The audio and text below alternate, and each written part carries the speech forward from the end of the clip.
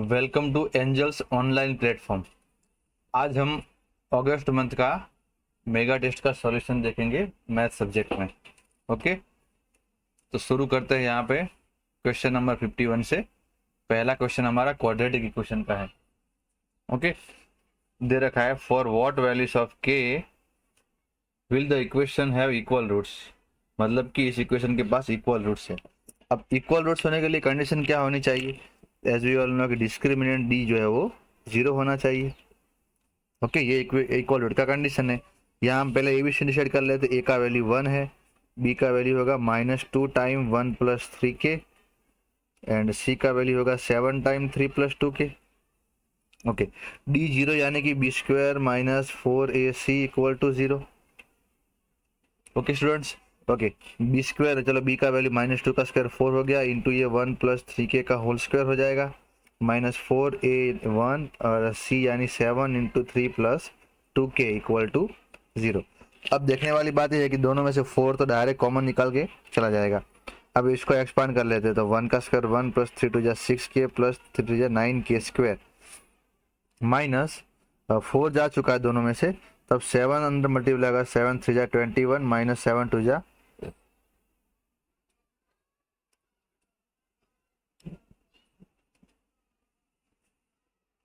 7 × 2 = 14k = 0। Therefore अब हम इसको ठीक कर रहे हैं, 9k² 6k - 14k यानी -8k और 1 - 21 यानी कि -20 = 0। ओके, स्प्लिट करेंगे मिडिल टर्म को, तो 9 और 20 का मल्टीप्लाई होता है 180। अच्छा, डिफरेंस 8 है तो इसको लिख सकते हैं 18 10 हो गया। तो देयरफॉर हम इसका फैक्टर निकाल लेते हैं, 9k² - 18k + 10k - 20 = 0। तो इसके दो फैक्टर क्या बनेंगे भाई? एक बनेगा 9k + 10 and the second one will be k - 2 = 0। Okay, यहाँ से हमको k की दो वैल्यू मिल जाएगी। पहली मिलेगी -10/9 और दूसरा k की वैल्यू मिलेगा k = 2। तो यहाँ पे हमको एक्चुअली k की दो वैल्यू मिल जाएगी, जो कि बॉम्बे ऑप्शन में दे रखी है, 2 और -10/9। तो 51 का आंसर स्टूडेंट रहेगा बॉम्बे, 2 और -10/9। ओके, तो काफ़ी इजी सवाल था। आगे बढ़ते हैं, नेक्स्ट भी सवाल है हमारा क्वाड्रेटिक इक्वेशन का।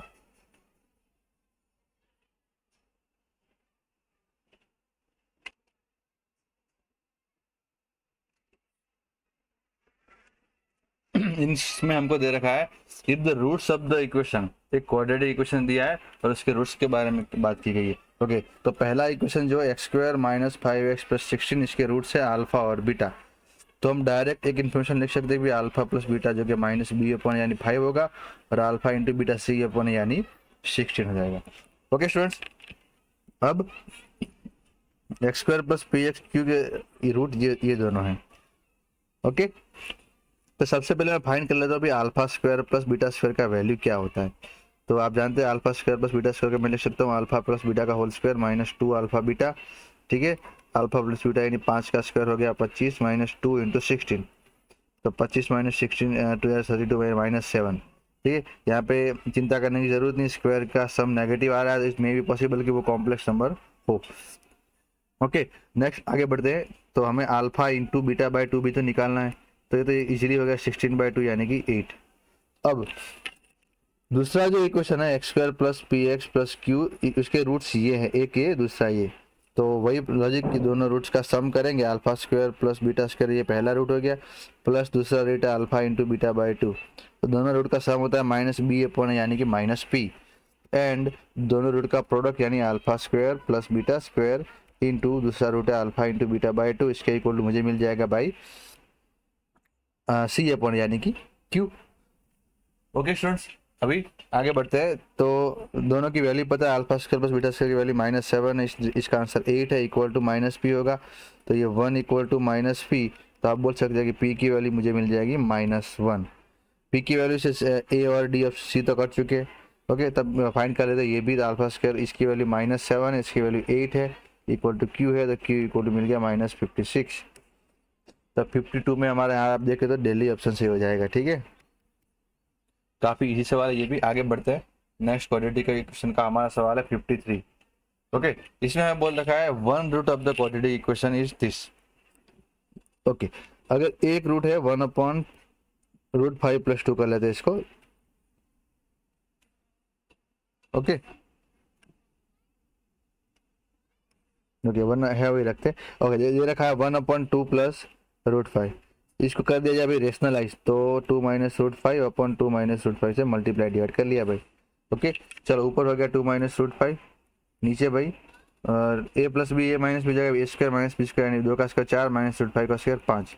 ओके, तो ये फाइनली बन गया 2 - √5/-1।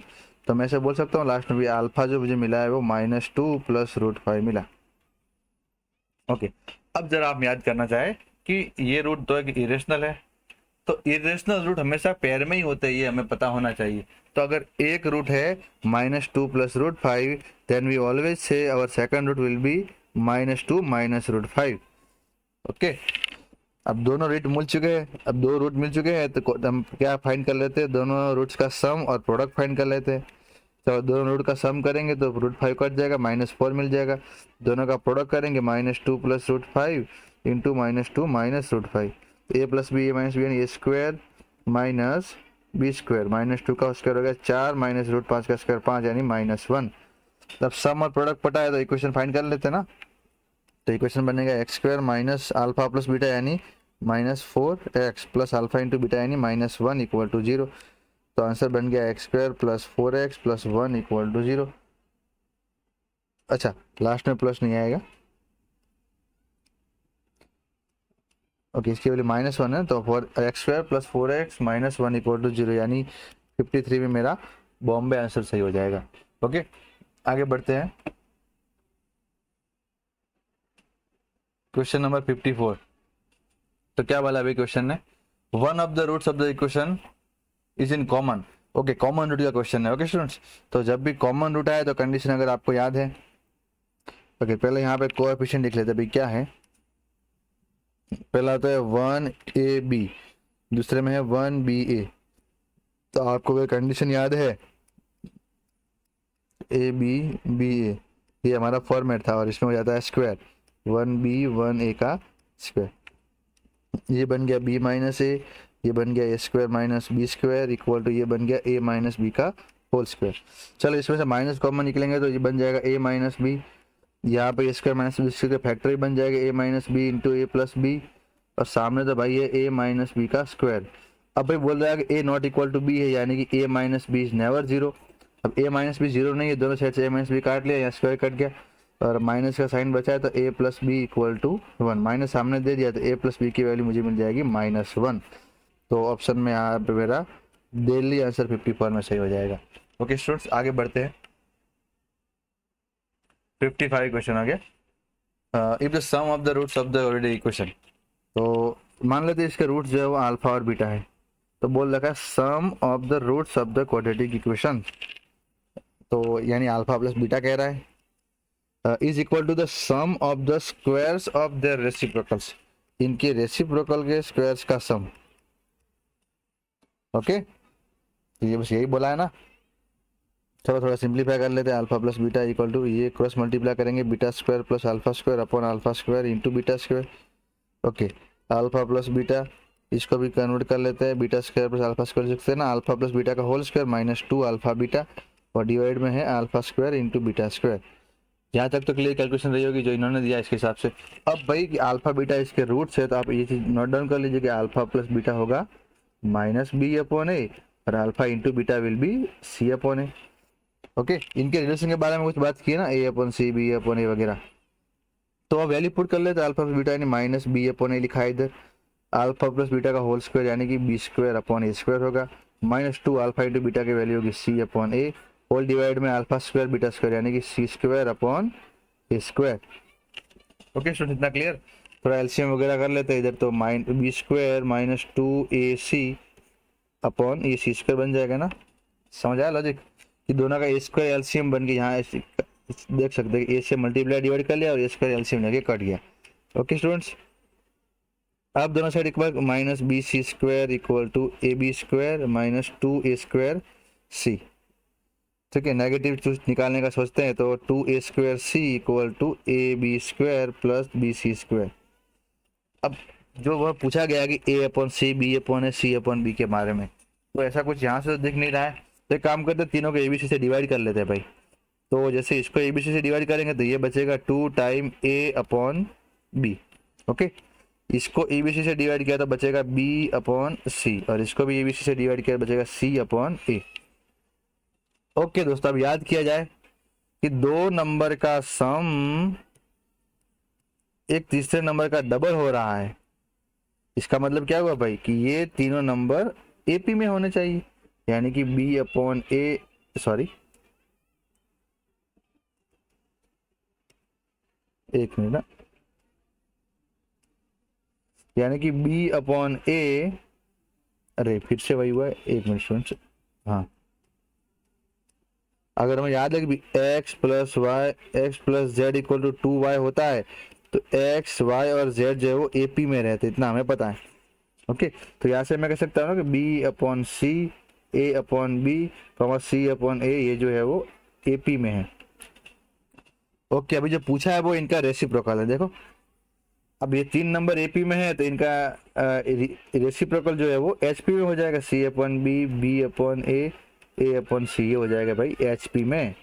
ये तो पता है ना कि कुछ टर्म एपी में है तो उनके रेसिप्रोकल एचपी में जाएंगे। अच्छा, यहाँ उल्टा दे रखा है तो भी पूरी सीरीज उल्टी करने से एचपी का जो प्रॉपर्टी वही रहेगा, तो ये हो गया। तो यहाँ पे हम कह सकते हैं a/c b/a एंड c/b जो है वो पूछा है वो एचपी में रहेगी। तो ऑप्शन देखा जाता है यहाँ पे 55 में चेन्नई ऑप्शन सही रहेगा। ओके स्टूडेंट्स, आगे बढ़ते हैं। अपकमिंग सवाल क्वाड्रेटिक का भी ये लोकेशन रूट के ऊपर बेच ले। If the roots of the equation are real and less than 2। चलो भी कंडीशन याद करो, दोनों रूट्स जो है रियल है और लेस देन 2 है, मतलब दोनों रूट 2 से कम है। याद करो भाई, तीन कंडीशन क्या होनी चाहिए। तो दोनों, ये तो ग्राफ बन सकता है या तो ये ग्राफ बन सकता है ना, दोनों में से एक ग्राफ पॉसिबल है। नंबर ऑफ रूट्स तो बोला नहीं, बट रूट्स लेस देन 2 इतना बोला है। ओके, तो कंडीशन बोलो जरा, पहला कंडीशन क्या होना चाहिए कि discriminant must be greater equal to 0। दूसरा कंडीशन होना चाहिए भाइयों लाइन ऑफ सिमेट्री, जो कि 2 से लेफ्ट में है, तो -b/2a will be less than 2। And the third condition will be 2 के ऊपर फंक्शन का वैल्यू, अगर इसको f(x) मान लिया जाए क्वेश्चन को, तो 2 के ऊपर इसका वैल्यू जो है नहीं f(2) will be positive, graph जो है अपर रहेगा। ओके, ये तीन कंडीशन हम सॉल्व करेंगे और उनका कॉमन पोर्शन जो है वही हमारा आंसर रहेगा। ओके स्टूडेंट्स, तो सबसे पहला उठा लेते हैं, पहला कंडीशन क्या है भाई कि d greater equal to 0, d यानी भाई b² minus 4ac greater equal to 0। चलो अब ABC आप पहचानो, a1 है, b-2 है, c ये पूरा है। चलो b² यानी -2a कसकर 4a² माइनस 4a यानी फर्स्ट टर्म है 1। ओके, और c जो है a² plus a minus 3 greater equal to 0। तो नेक्स्ट स्टेप करेंगे तो 4a²। अच्छा, एक काम ये भी कर सकते हैं कि दो टर्म है ना, ये चार दोनों में से कॉमन निकल कट गया। ओके, तो a² ब्रैकेट खोल देंगे -a² minus a plus 3 greater equal to 0। इसके चला गया, माइनस से सामने भेज दिया तो a less than equal to 3। पहले इक्वेशन से मुझे ये कंडीशन मिल रहा है भाई कि a less than equal to 3 होना चाहिए। ठीक है, ये फर्स्ट कंडीशन है। ओके, सेकंड कंडीशन हम सॉल्व करते हैं अभी। क्या बोला, -b/2a will be less than 2। चलो -b यानी कि -2a है और 2 नीचे a की वैल्यू 1 होगी। यहाँ पे कंफ्यूजन हो, ये a b, यहाँ इस कंडीशन में जो a b आ रहा है वो हम ax² plus bx plus c इसके रिस्पेक्ट में कर रहा है। ठीक है, ये लेस देन 2 हो गया, ये 2 कट गया, ये माइनस कट गया, तो फिर a less than 2 it will be the second condition. Okay, तो इन दोनों का भी कॉमन अभी आइडिया आ जाएगा कि a 2 से छोटा है और 3 या 3 से छोटा है। इन दोनों का कॉमन कंडीशन तो यही मिलेगा कि a less than equal to a strictly less than 2। Okay, अब एक और कंडीशन बचा है ना, f(2) ग्रेटर देन 0। ओके, तो थर्ड भी सॉल्व कर लेते हैं, f(2) ग्रेटर देन 0। चलो x की जगह 2 रख दे, तो अभी 2² माइनस 2a इंटू 2 प्लस ए स्क्वायर प्लस ए माइनस 3 ग्रेटर देन 0। चलो आगे बढ़ते, ए स्क्वायर, ये -2 टू जा 4 है प्लस यानी -3 है, 2 का स्क्वायर 4, 4 में से 3 गया, +1 ग्रेटर देन 0। ओके, ये बन गया क्वाड्रेटिक। अब ये क्वाड्रेटिक पॉजिटिव है भाई, तो इसके रूट्स क्या होंगे भाई? तो याद करो, इसका रूट्स हम इसको फैक्टराइजेशन करना चाहिए, बट अगर हम रूट फाइंड कर रहे हैं इसके, तो क्या हो जाएगा भाई? ए इक्वल टू 3 प्लस और minus under root b square minus 4ac, 3 का स्क्वायर 9, 9 माइनस 4 यानी 5/2। तो अल्फा को लिख लेते हैं अभी 3 माइनस रूट 5/2, छोटी वाली अल्फा लिख लेते हैं और बड़ी वाली लिख लेते हैं बीटा। ठीक है, इसके 2 रूट्स है, तो इसका मैं ऐसे लिख सकता हूँ ना कि ये ए माइनस अल्फा इंटू ए माइनस बीटा ग्रेटर देन 0, ऐसी बात कर रहा है। ओके, तो अब इसके हिसाब से थोड़ा याद करो दोस्तों, नंबर लाइन है, अगर यहाँ अल्फा है यहाँ बीटा है, अल्फा स्मॉलर हमने पता है कि ये माइनस है। ओके, तो प्लस माइनस प्लस, इनको चाहिए भाई माइनस, सॉरी पॉजिटिव चाहिए ना, या तो बीटा से ग्रेटर देन वैल्यू या तो अल्फा से स्मॉलर देन वैल्यू। ओके, अब अल्फा की अप्रोक्स वैल्यू दोस्तों पता कर लेते हैं कि 3 माइनस रूट 5, रूट 5 का वैल्यू दोस्तों होगा 2 पॉइंट समथिंग, तो 3 में से 2 पॉइंट समथिंग माइनस करेंगे तो 1 पॉइंट समथिंग और 2 से डिवाइड करेंगे, मतलब अल्फा का वैल्यू 0 पॉइंट समथिंग आएगा, और बीटा का वैल्यू जो है वो तो 3 + 2 पॉइंट यानी 5 पॉइंट यानी 2.5 के बाद कुछ आएगा। अब तीनों कंडीशन देखो, ये बोल रहा है, पहला कंडीशन बोल रहा है ए तीसरा है, पहला बोल रहा है ए 3 से छोटा है, दूसरा बोल रहा है ए 2 से छोटा है। ओके, तो मतलब ये अब तीनों का कॉमन देखने जाए हम, तो ये बीटा से इस साइड वाला पोर्शन तो कैंसिल ही हो जाएगा, क्योंकि ये दोनों बोल रहे हैं 2 से छोटे और 3 से छोटे, तो 2 यहाँ बीच में हो सकता है ना, 2 से छोटे की बात कर रहा है तो ये तो बीटा वाला आ ही नहीं सकता। अब देखो, एक बोल रहा है 2 से छोटा है, यहाँ पे 3 आएगा, इक्वेशन 1 बोल रहा है 3 से छोटा है, और ये हमारा थर्ड इक्वेशन बोल रहा है जो है वो अल्फा से छोटा है, तो तीनों का कॉमन पोर्शन कर ले तो हमें मिल जाएगा x less than alpha. This is our final answer. Sorry, x क्या, हमें अल्फा चल रहा है, तो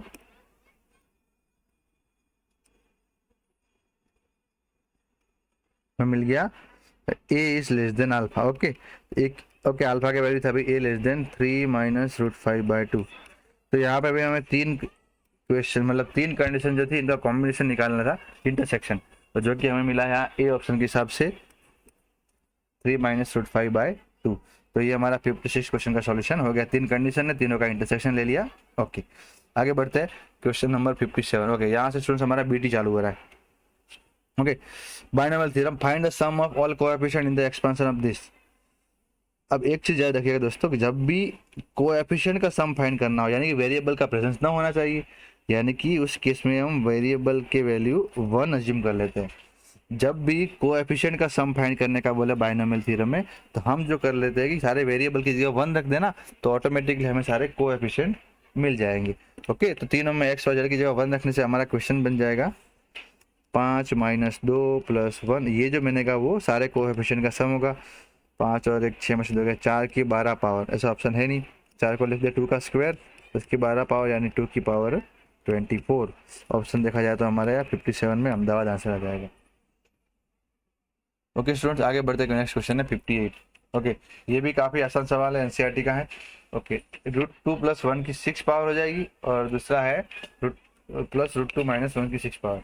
ओके, अब सेकंड जो है बीच में माइनस है स्टूडेंट्स। ओके, यहाँ बीच में मतलब इसके सारे 7 टर्म आएंगे जो कि जो सारे पॉजिटिव होंगे, और इसमें 7 टर्म होंगे, जैसे पहला पॉजिटिव, दूसरा नेगेटिव, फिर पॉजिटिव, फिर नेगेटिव। और एक चीज़ कंफर्म है कि दोनों में टर्म्स का न्यूमेरिकल वैल्यू सेम रहेगा। ओके, तो इस हिसाब से देखा जाए तो इसमें जो सेकंड नंबर का टर्म इसका नेगेटिव होगा और इसका पॉजिटिव है, जो कि कट जाएगा। ओके, तो इन शॉर्ट हम ये कह सकते हैं कि इन दोनों का सम करेंगे तो आंसर जो होगा, लिख लेते हैं, √2 + 1 की 6 प्लस √2 - 1 की 6 जो है वो 2 टाइम क्या होगा भाई, first term plus third term plus fifth term plus seventh term. जाहिर है ना, क्योंकि अभी देखो पहले वाले जो है इसका सेकंड टर्म जो है, इसी का सेकंड टर्म होगा, सिर्फ माइनस का साइन होगा, इसलिए वो कट जाएगा, है ना। वो इतना एक स्मार्ट अप्रोच आना चाहिए। चलो, तो अभी फर्स्ट टर्म लिखना चाहिए, तो अभी 6c0 √2 की 6 पावर। ओके, थर्ड टर्म लिखा जाए तो 6c2 √2 की 6 - 2 यानी कि 4 पावर। फिफ्थ टर्म में लिखा जाए तो 6c4 √2 की पावर हो जाएगी 6 - 4 यानी 2। और सेवन्थ टर्म हो जाएगा दोस्तों 6c6 और √2 की पावर 0। तो ये इस तरह से हमको मिल जाएगा। बस इसको सिंप्लीफाई करना है तो 6 से 0 यानी 1 हो गया, √2 का 6, 2 का क्यूब हो गया 8, 6 से 2 यानी 6, 5/2, √2 का 4 पावर यानी कि 2 का स्क्वायर यानी हो गया 4। 6c4 को भी आप 6c2 बोल सकते हैं ना, 6 × 5/2, √2 का स्क्वायर हो गया 2 और प्लस 6c6 यानी कि 1। ये 2 कट गया, ये 2 2 जा 4 हो गया, 2 टाइम 8 1 जा 8 प्लस 6 पंचा 30 दूना 60, 6 पंचा ये 30 हो गया प्लस 7 हो गया, 60 प्लस 30 90 प्लस 8 98 प्लस 99 299। तो आंसर मिल गया 198। तो ऑप्शन में आप देख पा रहे हैं कि बॉम्बे आंसर यहाँ पे हमारा आ चुका है। ये तो काफी आसान सवाल था। आगे बढ़ते हैं बीटी में। 59 क्या बोला भाई क्वेश्चन ने? The fifth term from and in the expansion. अच्छा, इसके लिए दो चीजें अभी करवाई गई थी कि जब भी मुझे आर्थ टर्म फाइंड करना है फ्रॉम एंड, मतलब पीछे से आर्थ टर्म फाइंड करना है, it is equivalent to find n - r plus टूथ टर्म, वो यही होता है। तो हमें fifth term from end find करना है, r की वैल्यू 5 है और n की वैल्यू 9 है। तो मुझे भी fifth term from and, fifth term from and will be 9, n की जगह रखा जाएगा 9 - 5 प्लस टूथ टर्म। तो 9 में से 5 गए 4 और 2, ये मतलब ये सिक्स टर्म की बात कर रहा है दोस्तों। पीछे से जो फिफ्थ टर्म होगा आगे से वो 6 नंबर का होगा, यानी T6 फाइंड करना है। ओके, तो जल्द पहले हम फॉर्मूला लिख लेते हैं, TR + 1 बराबर 9CR फर्स्ट टर्म यानी x³ की 9 - r into second term -2/x³ की पावर r। भाई r का वैल्यू पुट कर लिया जाए तो r का वैल्यू 5 पुट करने से 6 मिलेगा, तो T5 + 1, ताकि मुझे T6 चाहिए ना, तो r का वैल्यू 5 रखना पड़ेगा। तो 9C5 x³ की पावर 9 - 5 हो जाएगा 4, ये -2/x³ की पावर हो जाएगी 4। अब चाहे तो पहले जनरल टर्म पूरा सिंप्लीफाई करके भी r का वैल्यू रख सकते हैं। ओके, और ना एक ही टर्म फाइंड करना, डायरेक्ट भी हो सकता है। देयरफॉर T5 + 1 यानी हो गया T6। 9C5 को आप 9C4 भी बोल सकते हैं ना, NCR जो है वो NCN - r भी तो है। ओके, अब ये x³ की 4 पावर यानी x की पावर हो जाएगी 12, नीचे 2 की 4 पावर हो जाएगी। ओके, और ये हो जाएगा माइनस की 4 पावर तो प्लस ही हो गया, तो ये 2 की 4 पावर बन गई, नीचे x³ का 4 यानी 4 से 12 बन जाएगा। चलो x12 गया, 2 की 4 भी गया, तो फाइनली T6 मिल गया मुझे 9C4। बस सिंप्लीफाई कर लिया जाए 9876। ओके, एक मिनट देख लेते हैं, कुछ गलती हुई ऐसा लग रहा है।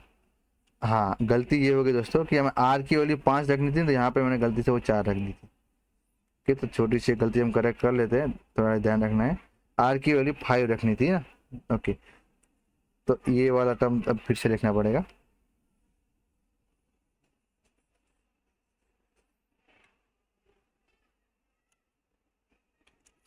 हाँ, ओके, तो अभी यहाँ पे देखो फिर से ये तो हो गया x की 4 से 12 पावर हो गया, नीचे 2 की 4 पावर हो जाएगी 16, डायरेक्ट कर लेते हैं ना। ओके, अब -2 की पावर है, बाकी माइनस जाएगा 12 और 2 की 5 हो जाएगी 32, नीचे x³ का 5 पावर यानी x की 15 हो जाएगी। अब ये हो जाएगा भाई 16 2 जा। ओके, तो ये मुझे क्या मिला भाई, थोड़ा नीचे कर लेता हूँ। ओके, देयरफॉर T6 = -2 9C4 और x की पावर नीचे 15 में से 12 बच के 3 हो जाएगी। ओके, अब थोड़ा 9C4 का वैल्यू निकाल लेते हैं, तो 9 8 7 6 4 3 2 1 इंटू 1/x³। चलो 4 2 जा हो गया 8, 3 3 जा हो गया 9, 3 2 जा 6, 6 6 जा 36 और 36 7 जा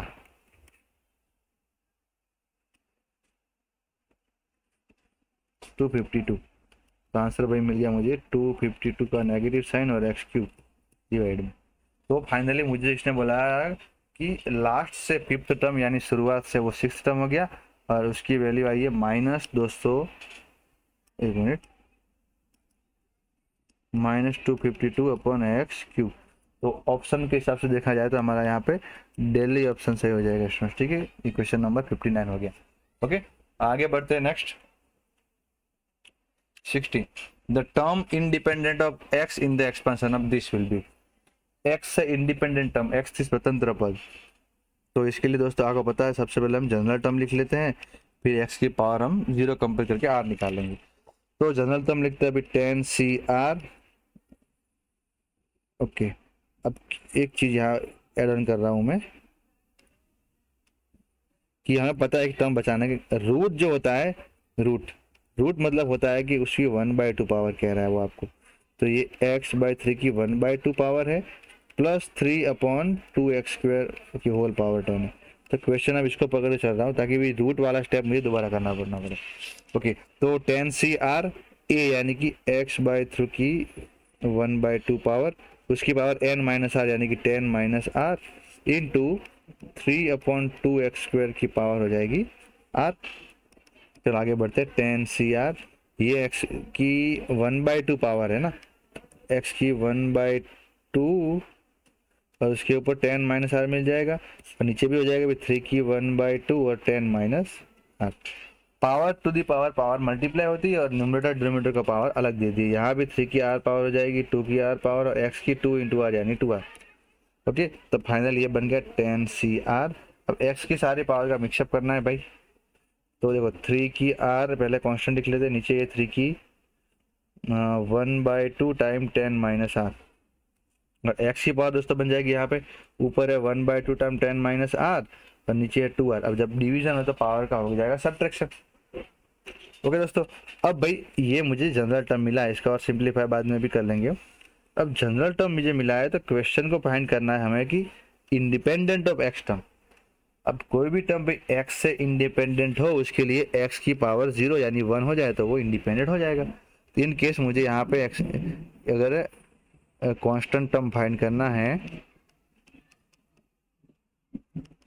तो मैं ले लूंगा एक्स की पावर को 0, 1/2 10 - r - 2r = 0। तो ये बन गया, 2 से सबको मल्टीप्लाई कर दिया तो 10 - r - 2 × 4r = 0 है ना। 2 एलसीएम ले लिया तो ये बन गया 10 - 5r = 0। तो 10 = 5r यानी r की वैल्यू दोस्तों मिल गई है 10/5 यानी कि 2। अब r की जो वैल्यू मिल गई है, मतलब r की वैल्यू 2 रखने से हमें जो है कि कांस्टेंट टर्म यहाँ पे मिल जाएगा। ओके, तो अब हम फाइंड करना चाहते हैं कांस्टेंट टर्म। तो r की वैल्यू जो हमें 2 मिली है वो हम जो जनरल फॉर्म था उसके अंदर रख देते हैं ताकि हमें वो कांस्टेंट टर्म है जो वो मिल जाएगा। ओके स्टूडेंट्स, तो put the value in tr+1 form. तो t2 + 1 it will B 10c2, यहाँ पे 3² नीचे 3 की 1/2 ब्रैकेट 10 - 2 यानी हो गया 8 और x की पावर दोस्तों पता 0 होने ही वाली है। तो ये 10c2 यानी 10 × 9/2 ये बन गया 3 का स्क्वायर, नीचे बन गई 3 की 1/2 की 8 यानी 4 पावर। चलो अब ये सिंपली थोड़ा कर लिया जाए कि 3 का स्क्वायर जो है वो और 9 भी 3 का स्क्वायर, तो 3 का 4 पावर कट गया। ओके ओके, यहाँ पे कुछ छूट तो नहीं रहा, एक बार देख लेते हैं। हाँ, यहाँ पे जो क्वेश्चन से गलती हो गई, ये 2/r जो है डिवाइड में था वो रह गया, तो इंटू 1/2/r एड ऑन कर लिया जाएगा। ओके, तो एक टर्म छूट गया था, वो भी यहाँ पे हमने फिर से मल्टीप्लाई कर दिया 1/2/r। अब यहाँ पे r की वैल्यू जब 2 रखेंगे तो 1/2/2। ओके, तो इस 2 से मैंने 10 को काट लिया, बन गया 5, तो ऊपर बचा 5, नीचे 2 का स्क्वायर बच गया 4। तो यहाँ पे जिसका भी ध्यान रखना, इस टर्म छूट गया था वो हमने पीछे से मल्टीप्लाई कर दिया। तो आंसर जो है इसमें आ जाएगा दोस्तों 5/4 यानी कि बॉम्बे 60 में आंसर मेरा सही रहेगा। ओके, आगे बढ़ते हैं नेक्स्ट 61 क्वेश्चन जो है, the coefficient of xt - 7 power in the expansion of ax - ba 1/bx² की 11 पावर। ओके, x की -7 का कोएफिशिएंट ढूंढना है, सेम वर्क है। तो पहले हम जनरल टर्म लिख लेते हैं, tr+1 11 CR ax की पावर में 11 - r और -1/bx की पावर हो जाएगी r। चलो भाई सिंप्लीफाई, 11 CR a की पावर में 11 - r, x की पावर में 11 - r, ये -1 की r पावर डिवाइड में b की r पावर और x की हो गई 2r power. Therefore our tr+1 will be 11 CR -1 constant है, a⁻⁻r/b⁻r भी कांस्टेंट है, और x की पावर नीचे है 2r जो कि ऊपर माइनस होके बन जाएगा 11-r-2r यानी कि 11-3r। ओके, अब दोस्तों मुझे फाइंड करना है x की -7 पावर का कोएफिशिएंट। तो x की पावर में मुझे क्या देखना है, -7, तो ले लो भाई 11-3r को ले लो -7, तो 11 + 7 हो जाएगा 18 = 3r, तो r की वैल्यू हमें रखनी पड़ेगी 6। r की वैल्यू 6 रखने पर मुझे -7 x की पावर दिख जाएगी। बस, तो अब कुछ करना नहीं, r की वैल्यू 6 रख लेते हैं, तो t6 + 1 = 11 से 6, -1 की 6 पावर, a की 11 - 6 यानी 5 पावर हो गई, b की पावर 6 हो गई, और x की पावर 11 - 3 6 18 हो गया। ओके, 11 से 6 को 11 से 5 भी बोल सकते हैं, -1 की 6 पावर 1 हो गया, a की 5 पावर अपन b की 6 पावर, ये x की पावर हो गई -7। तो ये जो हो गया उसका कोएफिशिएंट हो गया, है ना, क्वेश्चन का कोएफिशिएंट ही चाहिए ना, x के -7 का कोएफिशिएंट। ओके, तो अब थोड़ा सिंप्लीफाई कर लेते हैं 11 से 6 का वैल्यू। अच्छा, वो सिंप्लीफाई ना कर, हम ऑप्शन चेक करने जाए दोस्तों, तो ऊपर a की 5 पावर है, नीचे b की 6 पावर है, तो a की 5 पावर है, तो ए ऑप्शन गलत, डी ऑप्शन भी गलत। देखो, बॉम्बे आंसर मेरा डायरेक्ट हो गया। क्यों भाई? क्योंकि मेरा आंसर नेगेटिव तो है ही नहीं, क्योंकि -6 पावर पॉजिटिव हो चुका है, तो यहाँ पे मुझे 11 से 5 की वैल्यू निकालने की जरूरत ही नहीं पड़ी दोस्तों, क्योंकि ऐसा एक ही ऑप्शन है, जो एक ही दो ऑप्शन है जिसमें एक ही 6 पावर ऊपर आ गई तो कट गया, और बाकी दोनों ऑप्शन में बी आंसर आया क्योंकि वो नेगेटिव नहीं था। तो कई बार ऐसे फाइंड किए बिना भी डायरेक्ट हम देख सकते हैं। तो 61 में यहाँ बॉम्बे आंसर आ गया हमारा। ओके स्टूडेंट्स, आगे बढ़ते हैं 62th question. If the coefficient of second, third and fourth term in the expansion of these are in AP, second, third और फोर्थ टर्म के कोएफिशिएंट जो है वो AP में है, तो पहले भाई टर्म तो लिख लिया जाए। जनरल टर्म हो गया भाई TR + 1 = 2NCR, 1 की तो कुछ पावर करनी नहीं है, तो x की पावर डायरेक्ट r। अब भाई सेकंड, थर्ड और फोर्थ टर्म चाहिए, तो उनके कोएफिशिएंट तो भाई यही है 2NCR, और कुछ है नहीं। तो अगर मुझे सेकंड टर्म चाहिए, सेकंड टर्म r की जगह क्या रखूंगा भाई, 2NC1 हो जाएगा। ओके, कोएफिशिएंट लिख रहा हूँ सारे, ठीक है अभी। ओके, थर्ड टर्म है, तो कोएफिशिएंट थर्ड टर्म है तो r की वैल्यू 2 होगी, तो कोएफिशिएंट बन गया 2NC2। फोर्थ टर्म r की वैल्यू 3 रखी जाएगी, 2NC3। तो ये तीनों कोएफिशिएंट दोस्तों कहाँ है, AP में है। तो याद करो भाई, AP में अगर 3 नंबर होते हैं तो फर्स्ट और थर्ड का सम जो है वो बीच वाले का डबल होगा। चलो 2NC1 यानी 2n हो गया, 2NC3 यानी 2n, 2n-1, 2n-2, नीचे हो गया 3, 2 और 1 = 2 × 2n, 2n-1/2, 2n तीनों में से चला गया। ओके, यहाँ ये 2 भी चला गया। ओके, नेक्स्ट यहाँ 2n कट गया, 1 बचा है, प्लस ये 2n-1/3। ओके, यहाँ 2n-2 इसमें से 2 कॉमन निकाल दिया, n-1 बचा है, बराबर, = यही बच गया है 2n-1, सब कुछ कट चुका है। चलो, ये 2 भी कट गया, 3 ले लिया एलसीएम भाई, तो 3 × 1 3, प्लस ये ब्रैकेट मल्टीप्लाई कर लें, तो 2n² -n - 2n + 1 = ये 3 यहाँ मल्टीप्लाई होगा, तो 6n - 3।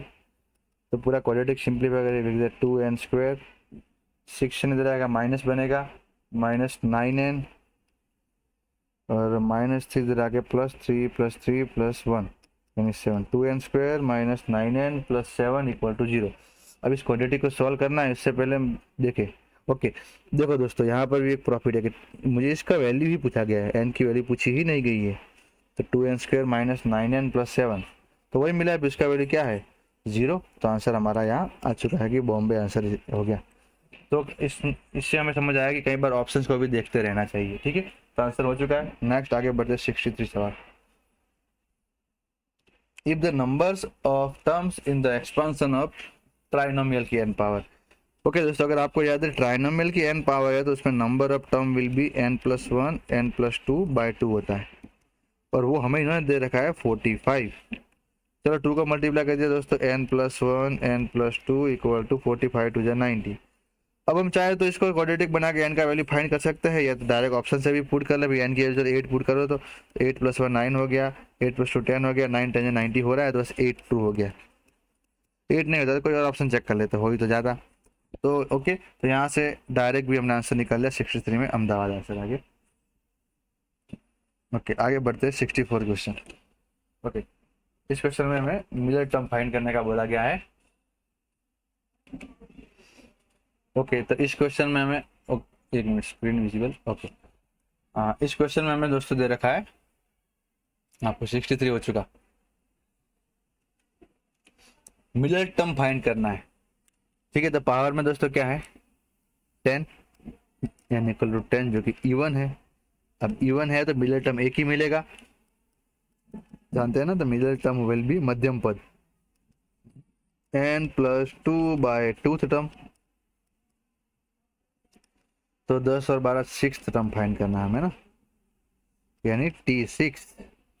तो भाई जनरल टर्म लिख दिया जाए, TR+1 equal to 10CR x की पावर में 10 - r इंटू 1/x की पावर r। तो सिंप्लीफाई कर लिया, 10CR x की 10 - r पावर है, और ये 1 की r, तो ठीक है, और नीचे x की r पावर हो जाएगी, तो ये बन गया x की पावर 10 - r इंटू 1/x की r। ओके, ये हो गया जनरल टर्म। अब मिलर टर्म यानी T6 फाइंड करना है, तो r की वैल्यू 5 रख दीजिए, तो T5+1 equal to 10C5।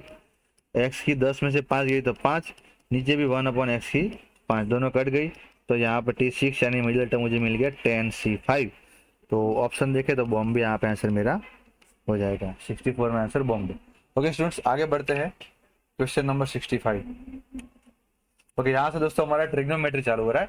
The value of a cos theta plus b sin theta, ये रिजल्ट तो हमने जनरलाइज किया है, तो हमको याद होना चाहिए कि a cos theta plus b sin theta always belongs to -√a² plus b² to √a² plus b²। और इसको हम चाहे तो प्रूफ भी कर सकते हैं, बट जनरली इसको हमें याद ही रखना आता है क्योंकि इससे बहुत यूज है इसके। ओके स्टूडेंट्स, तो ये 65 का डायरेक्ट आंसर आ गया। आगे बढ़ते हैं क्वेश्चन नंबर 66। ओके, ये भी काफी आसान सवाल है, मैक्सिमम वैल्यू फाइंड करना है। ओके दोस्तों, तो देखो यार, मैक्सिमम वैल्यू जब भी फाइंड करना है, इसको वाई नाम दे दिया, तो इस केस में हम है ना क्या करते हैं कि ये जो फंक्शन है इसको किसी भी एक ट्रिग्नोमेट्रिक फंक्शन में ले जाते हैं। तो देखो जैसे कि 4 sin² x है, इसको मैं लिख दूँ sin² x plus 3 sin² x plus ये 3 cos² x। sin² plus cos² तो 1 होता है, तो आपको मिल गया sin² x प्लस 3, और ब्रैकेट में 1 आ गया मल्टीप्लाई में, यानी वो 3 हो गया। तो फाइनली मुझे y मिला है दोस्तों 3 प्लस sin² x। अब नाउ x का कोई रिस्ट्रिक्शन तो है नहीं, एज वी ऑल नो कि sin² x जो दोस्त है, sin x -1 से 1 रेंज होती है, तो sin² x जो हो जाएगा उसकी रेंज हो जाएगी 0 से 1। 3 का एड ऑन कर लिया, तो 3 ऐड करेंगे, 0 + 3 3, 1 + 3 4।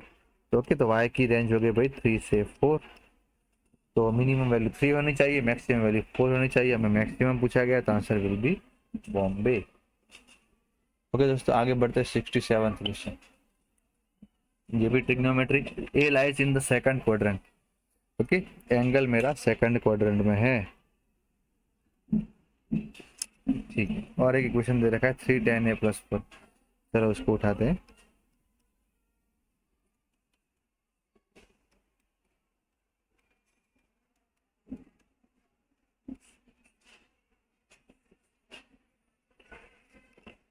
ठीक है, अब tan a मिल गया मुझे, cot a, cos a और sin a चाहिए। चलो cot a डायरेक्ट मिल जाएगा, sin फाइंड करना है ना, तो cot a से मिल जाएगा ना, cos x² a equal to 1 plus cot² a, यानी 1 + 3 का स्क्वायर 9/4 का स्क्वायर 16, तो 16 + 9 25/16, तो sin² a बन जाएगा 16/25। स्क्वायर रूट ले ली। अब ये सेकंड क्वाड्रेटिक है, तो साइन तो सेकंड क्वाड्रेंट में पॉजिटिव रहेगा, तो आंसर आएगा 4/5। साइन ए मिल गया 4/5, तो कॉस ए 3/5 ही मिलना था, बट कॉस से नेगेटिव हो जाएगा क्योंकि सेकंड क्वाड्रेंट में कॉस नेगेटिव हो जाएगा। ओके ना, sine square plus cos square उसका वन इसका यूज कर सकते हैं। तो क्या किया यहाँ पे देखो फिर से एक बार, टेन ए दिया था, कॉट ए रेसिप्रोकल से फाइंड कर लिया, cos x square equal to 1 plus cot square के कॉस स्क्वायर निकाला और रेसिप्रोकल से साइन स्क्वायर मिल गया। और साइन स्क्वायर के बाद हमने साइन ए निकाला जिसका स्क्वायर रूट, और पॉजिटिव आंसर दिया हमने, जो सेकंड क्वाड्रेंट में ए है मेरा। ओके, साइन ए कॉस से मिल चुका है तो कॉट ए भी मिल चुका है, तो जो टर्म फाइंड करना है उसके अंदर वैल्यू पुट कर देते, 2 कॉट ए का वैल्यू है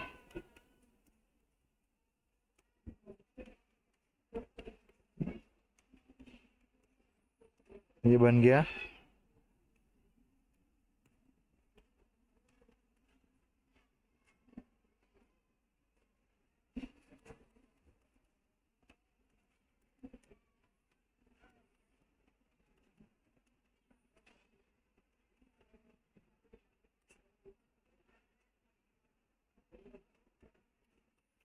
तो काफ़ी इजी सवाल था, सिर्फ फ्रैक्शन का एडिशन सब्ट्रैक्शन वगैरह था, और आंसर मेरा आ चुका है यहाँ पे दिल्ली यानी 23/10। तो 67 में आंसर हो जाएगा दिल्ली। ओके स्टूडेंट्स, आगे बढ़ते हैं, question number 68। tan a plus cot a 4 दिया गया है, उनकी 4 पावर पूछी गई है। तो जग जाहिर है भैया, वो tan a और कॉट ए का प्रोडक्ट 1 होता है, तो हम काम करते हैं ना, इसकी 4 पावर तक जाना है, इसका 2 टाइम स्क्वायर कर लेते हैं। चलो पहला टाइम स्क्वायर कर दिया, तो ये a प्लस बी का होल स्क्वायर हो गया,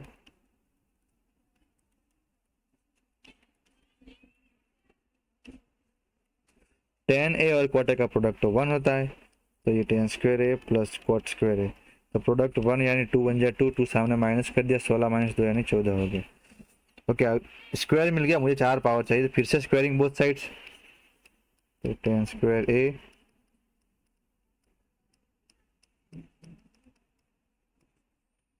स्क्वायरिंग कर गया, तब फिर से t की 4 पावर ए प्लस 2,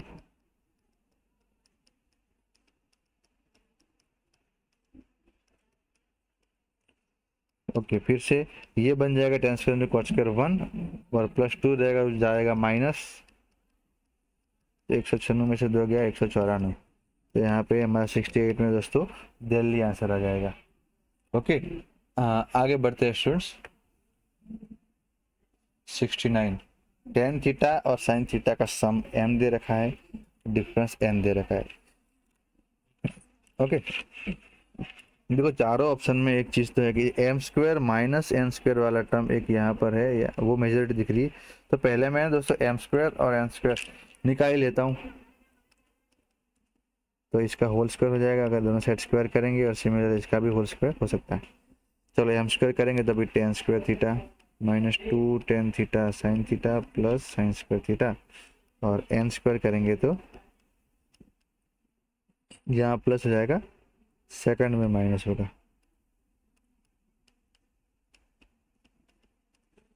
अब देखो 3 ऑप्शन में माइनस वाला था, पहले मैं माइनस ट्राई करके देख लेता हूँ, तो वरना फिर प्लस वाला तो है ही। माइनस tan स्क्वायर चला गया, ये चला गया, ये हो जाएगा 4 tan थीटा साइन थीटा, और सामने है mn और तीनों में mn, तो साथ में mn का वैल्यू भी फाइंड कर लेता हूँ मल्टीप्लाई करके, तो mn मिल जाएगा tan theta plus sine theta into tan theta minus sine theta, it will be tan square theta minus sine square theta. Oh कुछ नहीं, tan को साइन को उसमें कन्वर्ट करता चलो, साइन स्क्वायर थीटा अपन cos square theta minus sine square theta, दोनों से sign square theta common ले लिया तो 1 cos स्क्वायर थीटा माइनस 1, तो ये साइन स्क्वायर थीटा एलसीएम ले लिया तो 1 minus cos square theta cos square theta, तो sine square theta 1 minus cos square बन गया, ये भी sine square theta cos square theta बन गया।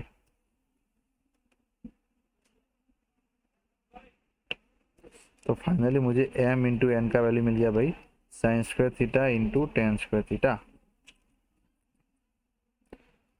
अब तो रूट एम एन निकाल लेते हैं ना, ताकि साइन एन इंटू कॉस बन जाए, sine theta into tan theta, तो ये बन गया equal 4 into root m n, तो m square minus n square equal to 4 root m n बन चुका है, जो कि हमारा दिल्ली ऑप्शन में आंसर है। तो यहाँ पर भी मेजोरिटी से हमने m square minus n square निकाला, और एम एन का मल्टीप्लाई उससे हमने इसको सिंप्लीफाई कर दिया है। आगे है 70th question. x equal to a cos cube theta, y equal to b sin cube theta. Okay, अब देखो यहाँ तो a अपॉन एक्स है और यहाँ a अपॉन एक्स है, x अपॉन एक्स। देखो इनके चांसेस बहुत कम है b और d, क्योंकि x से भी a कनेक्शन में है और y से b। तो एक बार कर लेते चलो, x upon a equal to होता है भाई cos क्यूब थीटा और y अपॉन b होता है sin क्यूब थीटा। अब सम 1 दे रखा है और साइन कॉस है, तो ऐसा वी ऑल नो कि cos square theta plus sign square theta 1 होता है। और हमारे पास यहाँ क्यूब है दोस्तों, तो यहाँ दोनों साइड 1/3 पावर कर ले तो x अपॉन a की 1/3 यानी कॉस थीटा मिल गया और y अपॉन b की 1/3 यानी कि साइन थीटा मिल गया। बस ये कॉस थीटा और साइन थीटा का वैल्यू यहाँ इक्वेशन में रख दो। चलो कॉस स्क्वायर यानी इसका स्क्वायर हो जाएगा, तो ये बन गया x अपॉन a की पावर 2/3 और साइन भी बन गया y अपॉन b की पावर 2/3 इक्वल टू 1। तो ऐसा तो हमें ऑप्शन सी दिख रहा है, तो 70 में यहाँ पे चलने आंसर आ गया। अच्छा, ये क्वेश्चन हम थीटा इक्वल पर्टिकुलर वैल्यू जगह थीटा इक्वल 45 डिग्री रख के भी बाय ऑप्शन चेक करके भी हम जा सकते थे, तो एक वो भी है। और ये तरह डायरेक्ट अगर साइन कॉस देखा और सम 1 आया है तो अभी हमें आइडिया आया sine square plus cos square 1 होता है, तो यहाँ से कॉस और साइन का सब्जेक्ट बना के उसे क्वेश्चन में रख दिया, तो उस तरह से हमने आंसर फाइंड कर लिया है। ओके स्टूडेंट्स, आगे बढ़ते हैं क्वेश्चन नंबर 71। ओके, ये भी अच्छा सा सवाल है। कॉस की 4π/8 प्लस 7π/8 और 5π/8, इनको वापस इनमें कन्वर्ट कर ले, तो 7π/8 को लिख ले पाई माइनस 3π/8 और 7π/8 को ले सकते पाई माइनस π/8। हो गया ना। तब दोस्तों पाई माइनस पाई कुछ करेंगे तो सेकंड क्वाड्रेंट में जाता है, बट क्योंकि यहाँ 4 पावर है तो क्वाड्रेंट की साइन हमें डिस्टर्ब नहीं करेगी, यानी ये में डायरेक्ट बन गया cos की 4π/8 प्लस cos की 4 3π/8। ये फिर से भी बन जाएगा cos की 4 3π/8 प्लस cos की 4π/8। ओके, तो पाई माइनस थीटा से आर्ग्यूमेंट फंक्शन चेंज होता नहीं है और इवन पावर, इसलिए क्वाड्रेंट का साइन भी इफेक्ट नहीं करेगा। तो दोस्तों ये 2 टाइम हो गया cos की 4π/8 प्लस cos की 4 3π/8। अब क्या करें, π/8 और 3π/8 इन दोनों का सम भी π/2 होता है, अगर ध्यान से देखें तो 4π/8 तो 3π/8 को सब्जेक्ट बना ले तो π/2 माइनस π/8 लिख सकते हैं, ताकि अब क्या हो जाएगा ये देख लेते हैं एक बार। cos की 4π/8 प्लस cos की 4 3π/8 को लिख लो π/2 माइनस π/8। अब सोचो दोस्तों कि cos π/2 minus theta will be sine theta होता है, इतना हमें पता है। तो इसलिए हमने ये इतना सिंप्लीफिकेशन कर दिया इस तरह से। अब दोस्तों कि cos की 4 थीटा प्लस साइन की 4 थीटा का आंसर हमें पता है कि 1 minus 2 cos square theta into sine square theta. Okay, अब थोड़ा और आगे बढ़ते हैं। 2 ब्रैकेट खोल दिया, 2 minus 2 2 square sine square π/8 into cos square π/8। दोस्तों को दिख रहा है 2 साइन थीटा कॉस थीटा, यानी ये साइन 2 थीटा का होल स्क्वायर हो गया, तो साइन स्क्वायर 2 थीटा यानी 2 π/8 यानी बन गया ये π/4। बस, तो साइन π/4 यानी 1/√2 उसका स्क्वायर, तो 2 माइनस 1/√2 का स्क्वायर 2 2 4 माइनस 1 यानी कि 3/2। तो ऑप्शन देखे ऊपर हम, तो चेन्नई ऑप्शन में हमें 3/2 दे रखा है, तो थोड़ा सा यहाँ पे स्मार्ट अप्रोच हम देख सकते हैं। 72th क्वेश्चन दोस्तों, हमें दे रखा है cos अल्फा प्लस बीटा और साइन अल्फा माइनस बीटा, और पूछा गया tan 2 अल्फा की वैल्यू। तो इसमें भी थोड़ा स्मार्ट अप्रोच तो जरूरी है ही। देखो cos और साइन दिया है दोस्तों, तो पहले हम अल्फा प्लस बीटा और अल्फा माइनस बीटा के क्वाड्रेंट पता कर लेते हैं कि अल्फा जो है वो 0 से π/4 में है, बीटा भी है भाई 0 से π/4 में। तो माइनस बीटा कहाँ होगा दोस्तों, माइनस बीटा हो जाएगा माइनस π/4 से 0। तो इसके ऊपर से मैं बोल सकता हूँ कि अल्फा प्लस बीटा जो ऑलवेज बिलोंग करेगा 0 से π/2 में, दोनों को ऐड कर लिया, और अल्फा माइनस बीटा जो है वो हो जाएगा माइनस पाई बाय 4 से पाई बाय 4 में कर लिया है, इन दोनों को एड ऑन, और पहले इन दोनों कर लिया। तो अल्फा प्लस बीटा अभी फर्स्ट क्वाड्रेंट में रहता है, अल्फा माइनस बीटा दोस्तों जो है वो फोर्थ क्वाड्रेंट या तो फर्स्ट, दोनों में से किसी में एक में हो सकता है। ओके, इतना तो हमें कंफर्म हो गया। ठीक है दोस्तों, अभी देखो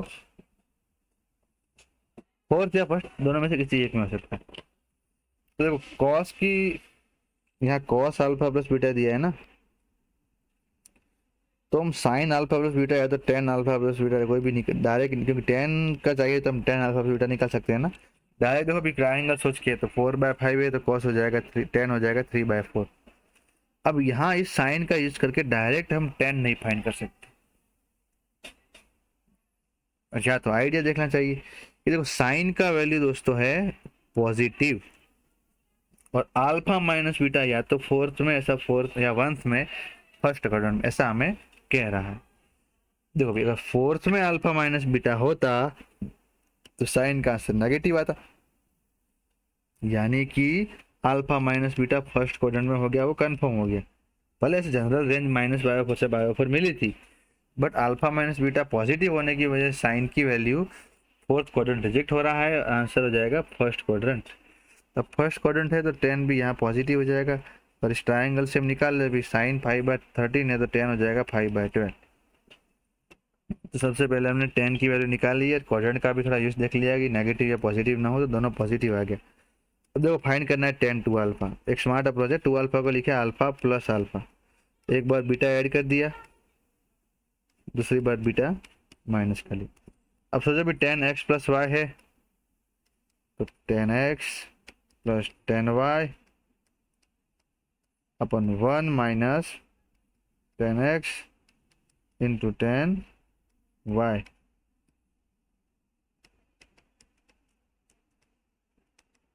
चलो पुट दी वैल्यूज,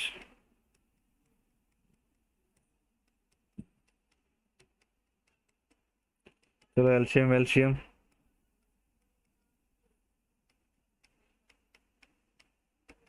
36 प्लस 20 हो गया 56, ये हो गया 33, 56/33 आंसर आना चाहिए, क्योंकि हमें बॉम्बे ऑप्शन में यहाँ पे दिख रहा है। ओके दोस्तों, तो 72 भी क्वेश्चन यहाँ पे खत्म हो चुका है। आगे आते हैं 73 question. Okay, cos a minus भी दे रखा है, 10a इंटू 10b भी दे रखा है। तो जैसे कि ऑप्शंस दिख रहे हैं उसको देख के लग रहा है कि मुझे कॉस ए माइनस बी का फॉर्मूला खोल देना चाहिए, है ना। तो ये हो गया cos a cos b plus sine a sine b equal to 3/5। अब यहाँ से भी क्या होता है, तो इसको लिख लो sine a sine b, tan होता है ना, sine a upon cos a sine b upon cos b equal to 2।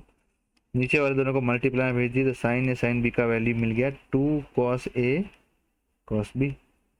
तो फिलहाल बी डी ऑप्शन पे बाद में आते हैं, पहले ए सी का सोचते हैं। तो sine a into sine b का value 2 cos a cos b मिला, वो यहाँ पुट कर लेते हैं। तो cos a cos b plus 2, एक मिनट,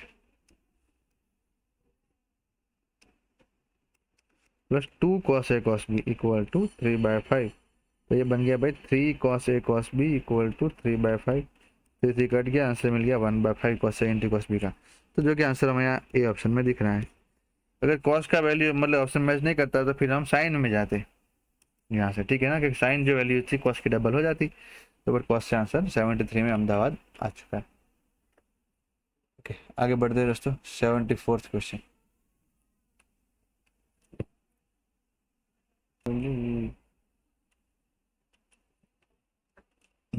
आगे बढ़ते दोस्तों 74th क्वेश्चन पे। साइन एक्स प्लस वाई और sine x minus why they रखा है, 10x अपॉन 10y पूछा है। तो इसको हम 2-3 मेथड से सॉल्व कर सकते हैं। जैसे कि यहाँ पे हम देखते हैं कि a plus b upon a minus b, यहाँ साइन है यहाँ 10 है। तो पहले फॉर्मूला खोलते चलो, साइन एक्स कॉस वाई, इसका नेक्स्ट स्टेप लिख रहा हूँ, plus cos x sine y, नीचे हो गया।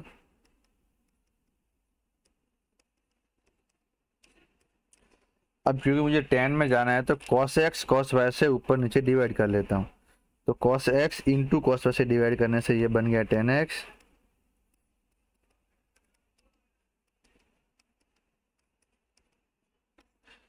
अब 10x अपॉन 10 में चाहिए तो लगा लेते हैं कंपोनेंडो डिविडेंडो। गुजराती में बोले तो योग और वियोग कर लेते हैं। तो योग वियोग कर लेंगे तो ऊपर दोनों का सम हो जाएगा, नीचे दोनों का माइनस हो जाएगा। ओके, तो यहाँ पे योग वियोग यानी से कंपोनेंडो डिविडेंडो कर से मुझे मिल जाएगा, ऊपर बनेगा 210x, नीचे बनेगा 210y, और यहाँ पे करेंगे तो बन जाएगा 2a अपॉन 2b, 2 कट गया, 2 कट गया, तो 10x upon 10y will be a upon b। Option देखा जाए तो बॉम्बे आंसर यहाँ पे 74 में से हो जाएगा। ओके स्टूडेंट्स, आगे बढ़ते, लास्ट क्वेश्चन हमारा 75 नंबर का। हाँ, कुछ सिंप्लीफिकेशन चाहिए भाई। अब 10 के तो कुछ फॉर्मूले हमारे जान पहचान में है दोस्तों, बट कॉट का कुछ भी हमारे पास नहीं है ना। तो क्या करें, कॉट को 10 में ले जाए, तो चालू करते हैं 10 3a माइनस 10a। चलो कॉट के ले गए 10 में। ये कॉट वाले का सिंप्लीफाई मैं अलग से कर लेता हूँ, ये वाला सिंप्लीफिकेशन जो है वो यहाँ अलग से कर लेता हूँ। 1 upon cot 3a minus cot a, it will be 1 upon cot की होगा। अब ये क्रॉस मल्टीप्लाई होके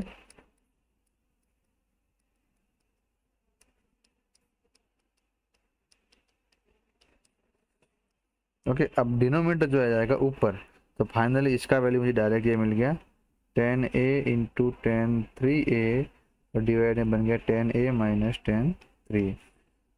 पीछे वाले से माइनस अगर कॉमन ले ले तो 1 अपॉन 10 3a माइनस 10a, तो यहाँ प्लस बन जाएगा, ये बन गया।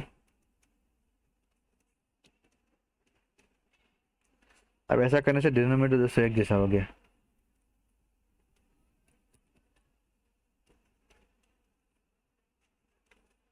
अब ध्यान से देखें तो ये एक फॉर्मूला है दोस्तों, 10a minus 10b upon 1 plus 10a into 10b, यानी नीचे बन गया 10a माइनस b का फॉर्मूला, यानी ये बन गया 1 अपॉन 10 2a, क्योंकि ऊपर आके बन जाएगा cot 2a। तो ऑप्शन में देखा जाए दोस्तों, यहाँ पे मेरा दिल्ली ऑप्शन सही हो जाएगा। ओके दोस्तों, तो यहाँ पर हमारा मैथ का मेगा टेस्ट का सॉल्यूशन खत्म होता है। मिलते हैं, तब तक के लिए हैव अ गुड डे।